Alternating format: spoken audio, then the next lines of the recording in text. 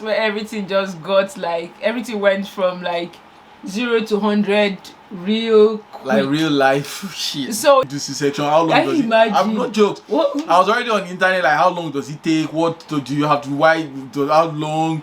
What do you have to do for C-section? Is it complicating? What's the negative thing that can happen? What's the worst thing that can happen? I'm already checking everything. I remember. Baby, you make me a whole lot better.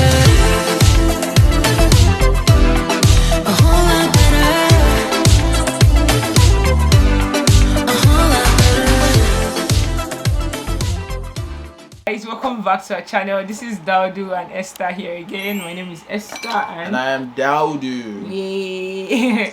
So guys, if you're new to this channel, like let's introduce ourselves because we've gotten like a whole lot of new friends on our channel, new family on our channel. So yeah, we're a Nigerian couple currently living in Japan and we recently had a beautiful baby. As you can see behind us, that's her name, Daisy. So yeah, we recently had a baby, and in this video you also hear her voice because she's just behind here. She's playing. So just bear with us, you guys. This is the only way we can now make videos. This is our new reality. So yeah, guys, today we're just here to like give you guys the story of the labor and delivery, how it all went and what really went on, and you know how God actually showed up for us and came through. So yeah, let's go right into the video. Who's going to start? You went through the journey the most now, so you should start now. Okay, you guys, so if you watch from, you know, if you go back to our videos and watch like our old videos, you would actually see everything about our pregnancy journey. So if you are new and you haven't seen those videos, just go and catch up on the videos. So yeah, I'll start from me trying to induce labor at home. Oh yeah. Okay, so you guys, at 38 weeks, 38 weeks. Yeah. At 38 weeks pregnant, I was already like beginning to exercise, beginning to do things at home that would like naturally induce labor and like just make her come.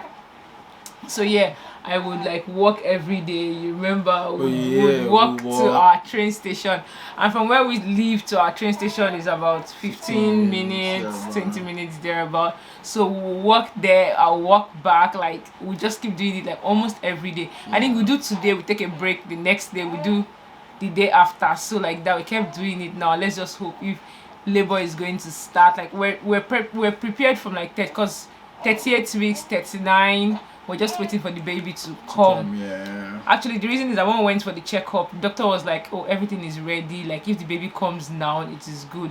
All you need to do is just go home, exercise, and like just try and be prepared for the baby. So yeah, we just started getting prepared and all. And guess what, guys? 38 weeks passed.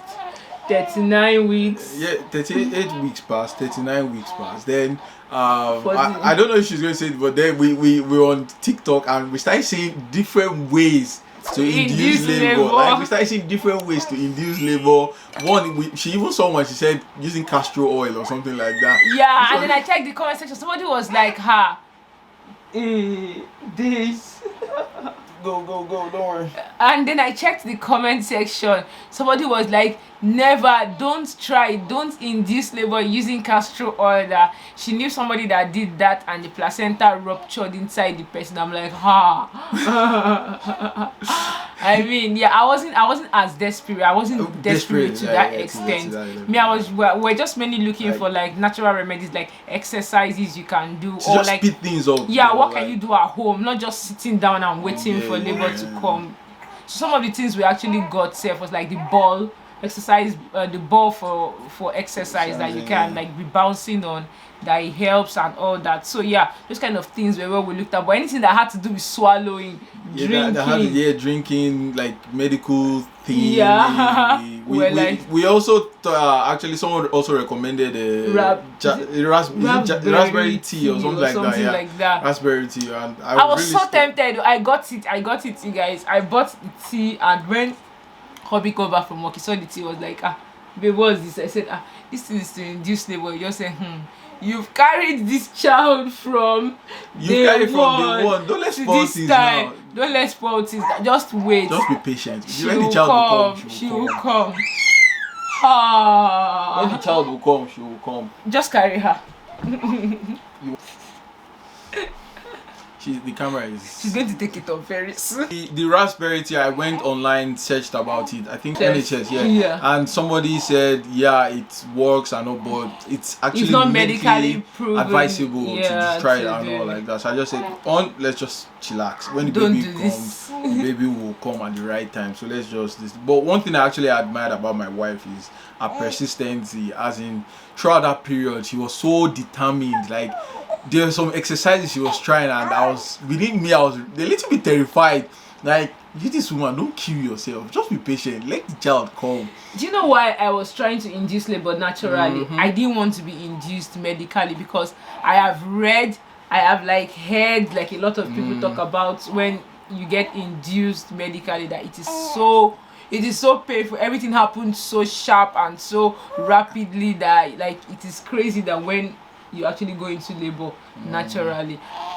I haven't experienced it before. That's one thing about being first-time parents and first pregnancy. Everything scares you. Everything scares everything you. Is like, and especially in this our social media era, when once you open like this, you hear this person talking about labor, talking about.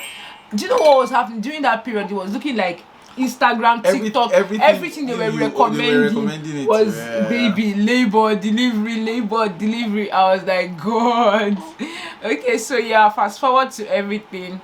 Then it got to 40 weeks. It got to 40 weeks. We went to the hospital, and the doctor said, "Oh, there's still nothing." And then they gave us a date. Yeah, you were about 2 centimeters dilated. So they said,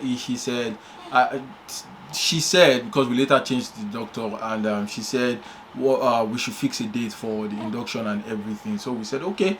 We picked 41 weeks. I think there was a public holiday, so we picked the weekend. She was supposed to come 5th. Yes. Yeah, but 10, 11. So that was 1 week. That's true. True. So we later fixed like 1 week, 41 weeks, and we fixed on, I've forgotten the day. I think it was on a Monday or so. Day. Yeah, I think it was on Monday thereabouts. And we prepared. We went to the hospital. And if you live in Japan, you know how crazy it is. They don't allow your partner to come in with you. So basically, she was the only one that went in. I just gave her a hospital bag, and she went in, and she was there alone throughout the whole process. In Japan, they are still having the COVID phobia. They are still scared of She's pooing. Hey! She's dropping some album. You can feel it. I'm feeling it. Like, jeez. She's dropping some nice album. Why? Dropping some nice album. Okay. So we went to on that fateful day. We went to the hospital. I dropped her bags and everything. I left. I just stayed to do the necessary documentations and I left. And next year from there. Okay, so from there, when I got to the hospital, finally, the induction I've been scared of. I'm finally having it. So first inserted a balloon stuff that they do so that it could like push the I don't know what it is, the terminologies for them, so that your water will break actually. So they did that for me. That was what I did the first day. So the next day, the balloon was supposed to drop if you're 5 centimeters dilated, which it actually dropped at 5 centimeters dilated when I was 5 centimeters dilated and it didn't drop. What was actually surprising was the fact that even at 5 centimeters, I wasn't feeling any pain. So the nurses were like, "Are you sure you're not feeling any pain?" Like helping me feel the pain, like telling me that, "Are you sure you're not feeling pain?" Like, I'll feel the pain in this place. Am I feeling any pain? I said, I'm not feeling any pain. If I'm feeling pain, I'll actually tell you guys now. Definitely, I know that for labor and everything, once there is pain, you should like alert those, like even in the hospital. I said, I'm not feeling any pain. So yeah, at the end of the day, that morning, the doctor came, checked me, and she was like, okay, 5 centimeters, we would have to induce you. So they started the induction. They induced me, and that was it. As they started giving me 20 ml of the pitocin stuff, they started giving me. They did that until evening and nothing happened. Like the nurses would come. Like I heard that once they give you that thing, before you even get halfway, like you should start feeling, you should start screaming and all, but there was nothing, like nothing at all. And so yeah, that day ended. The doctor came and said, you didn't go into labor, nothing happened. They checked the baby's heartbeat was strong. I was doing okay. And they said that tomorrow, that's the next day, if nothing happens during the night, they would induce me again and see what happens. That definitely that the second day I should obviously go into labor.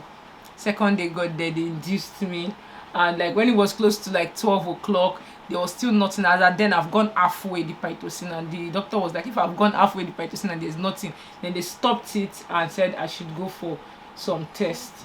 So I went for like all this physical therapy. They like turned my belly, they pushed it here and there, tried adjusting and everything. So one thing, okay, they took me for an x-ray when they checked me and saw the baby's position and all. So when they came back, Dr. Nan told me that the baby is actually very big, that from the ultrasound the baby is weighing 4.0.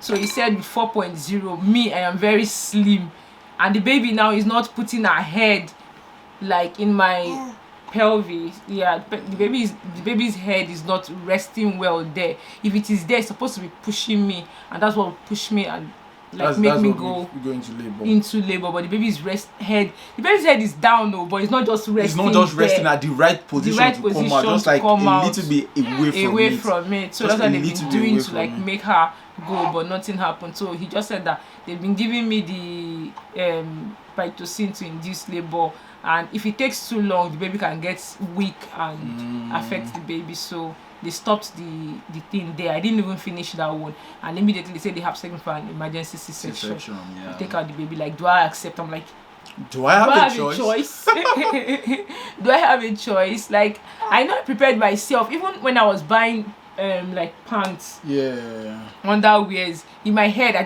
was getting underwears based on natural this thing. It was after my C-section, and those underwears that I got are not C-section underwear because of the cut and everything. It's too tight for C-section. So yes, you guys, we ended up going for the C-section. So they called you. Yeah, at this point they called me and they told me to come to the hospital. It was before the C-section. They actually called me to come to the hospital, aiming that okay, the induction should work that day. So true. So they said I should come and everything. So when I came, she was still taking it. So when I came, we were like, I think the doctors, they've already done the testing by that time. So they now told me that I think they told us also like it's going to be C-section because it's not going to be possible and all those things. So I was allowed to come to the hospital and I did PCR test and all, and I went to the hospital to see her. I was with her and just waiting. Then that moment the doctor just came and just said in the next 2 hours they'll be taking her in for an emergency C-section. I'm like, whoa, okay. So we'll come in with some document for you to sign and all those stuff. So okay.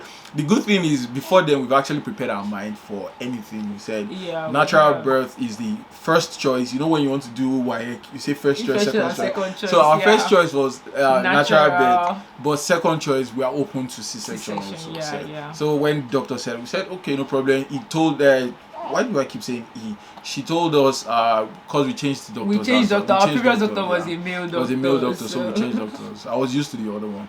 So she told me that I asked her and I told her what's the consequences of having C-section. And she just after this one you have another C-section. All those. So that's how we signed the document. We agreed to everything, and we just agreed to everything personally. Then 2 hours later, they came in for her. Going me for the C-section. Without for the C-section. Then they told me to stay in a room where she was. So your turn. So this is the part where everything just got like everything went from like 0 to 100 real quick. Like real life shit. So yeah, first of all, I wasn't happy that he wasn't with me for the C-section because I really wanted him to be there. You know that feeling when you have your partner there with you, it just feels like you guys are in this together and everything. She said you're lying. That you guys are in this together, but I just felt really alone. That aside, I was just thanking God because throughout all this process for the labor, for the delivery, for the induction, I just kept praising God. I kept singing to him, like just thanking him for the process so far because something in my mind was just giving me this calm that it's going to be fine, it's going to be fine. Even without everything was just turning, like I just coming in and saying different things. I just said it is going to be fine, it is going to be fine. So fast forward to the C-section, they did everything and I was down. Obviously they gave me the whole anesthesia. I could not feel my legs, my stomach, everything. They cut. The one that was not terrifying was when they brought out the baby wasn't crying. I was like, oh my god, after everything that we've been through, like they brought her out and then the doctor showed me like, Esther, this is your baby. And I'm like, the baby is not crying. And he said, just be calm. Just try and be calm for yourself. Like you're still under, you are going through a surgery that the baby is going to be fine and everything. So try and be calm, the baby will be fine. In my mind, I'm like, try and be calm. You can see that the baby is not crying. Normally, when you bring out children, like the first thing that welcomes you is the cry. They hit her, like I saw them, you know, when the Nigerian and they will tell you that when the baby's not crying, they will tap you. They did that, like she didn't cry, nothing. I turned my head, I looked the other way, like they took her to the neonatal center or something like that section where they within still the same room where they've already prepared for her. Like she wasn't crying. Like these people kept on doing different things. I kept on hearing them saying, bring this, bring that, bring this, bring that. They kept doing it, nothing. I was just like, you know what, God, you are in this story, you started this for us, you would finish it. Like no matter how it goes, you are still God and you forever be God. That was, I just took my mind off it. I didn't even care anymore if the baby was crying, if she was okay or not. I just left it for God, that there's nothing actually I can do humanly possible. I can just leave it to God to intervene and take control. You guys, this thing took close to like 15 minutes. Imagine that, and you've not heard your baby's cry, and you are still under the knife. They're still sewing you up and closing you and everything like that. It was after then finally I just heard her cry. Doctor now said she has cried. Like, yeah, she has cried. Like, if you see the way the nurses, everybody in the room, they just shouted like, "Ooh!" Like they were so excited. I was like, "Thank you, Jesus! Thank you, Jesus!" and everything. So yeah, that was like one of the craziest, the most intense moments that I have ever felt. So they explained to you what happened, right? Yeah, what happened was that she took in amniotic fluid into her system. Like it was in, I don't know how to explain it, but she took in amniotic fluid. So they had to like pump her like somebody that drowned. Yeah. So the fluid came out of her mouth and nose everywhere, and all through the first day I had that they had to like monitor her heartbeat, like kept this thing for her, for them to see if she's okay. And I think the next day they just checked her and everything, and they were like, she's perfectly good, that it didn't affect her in any way, she's okay, she's fine. And God, so all this while I was in the room waiting for like something like tell me something. The nurses just left me in the room and I was just there panicking. I just knelt down, I prayed like, Father, let your will be done, take charge and everything. I was just on my chair holding my phone. By this time I was, trust me, at this moment, if you take me to the emergency, I would do C-section. I was already on the internet. How do you do C-section? How long does it? I'm not joked. I was already on the internet. Like, how long does it take? What do you have to? How long? What do you have to do for C-section? Is it complicating? What's the negative thing that can happen? What's the worst thing that can happen? I'm already checking everything. I remember it was late in the evening, so I remember the nurse that is supposed to take the next shift. That's supposed to be in charge of her came in and was like, konnichiwa. She came to introduce herself and everything. Maybe she just came. My friend's reaction was like, yes, thank you, like, is everything okay? Is everything okay? Is everything okay? Like, I don't, like, everything is okay. She just came to introduce herself and I just said okay, and she said that she's not worried that very soon they will be out of the emergency room and everything. I said okay. So I just kept praying like, Father, take control, just take charge. And about 15 to 20 minutes later, they just came and just said, you can come and see your daughter. And I was like, finally. How do I react? So I just stood up, I just rushed, I went to see her. Like someone with speakers in her mouth. She was crying loud and all, like you could hear her voice everywhere. She was crying. I couldn't touch her. They just told me to see her through the window, so I just saw her through the window. All this while, the nurses, about 4 nurses, were just performing various tests on her and everything. performing the test or and just doing their own thing and all. I was just there crying like, oh, thank you, like, thank you. But then deep down inside, I wasn't fully okay. Next time I just thought, after like a few seconds, I just thought, where's my wife? I just said, God, I just said, okay? Like, is she okay? Is everything okay? They just told me like, yeah, she's okay. That very soon they're just patching things up. She will soon come up and everything. So I said, okay. So I kept looking at my daughter, happy and everything. Then after some minutes, they rolled in, and my wife, her mother, and I was like, hey baby, how are you? She was so tired, restless, just there. She just touched me. I was like, we did it. I'm like, yes. Yeah, so that was it. I was like, oh yeah, we did it. I know. Just for now, everything should be about you. Just take good rest, go inside. And she was freaking cold. Yeah, she was so shivering. Cold. I was like, yeah, I know. Yeah, I know the feeling. like I know the feeling. Yeah, I know the feeling. Cold was. So they kept a lot of blankets, everything yeah, of towels me. and everything. Yeah, so she ended up weighing 3.82 after birth, and the whole hospital were like, she's really big. Like if you see her when she came out, they're like so big. Imagine now she's just like how old. Look at how matured she's looking and big. She's looking. She's big. She's big. So yeah. So that's it, guys. That was how God helped us and just put a smile on our face.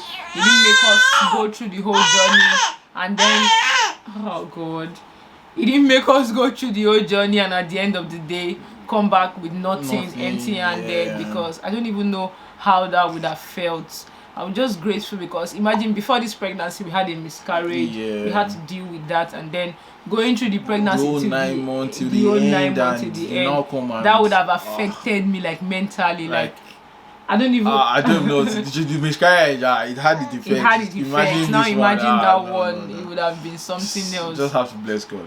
We just bless God for everything. So yeah, that's our untold story. We need to be fast because this woman is not even having it. She has done something. She has done something. She has done something. We need to go and watch it. She has dropped an album.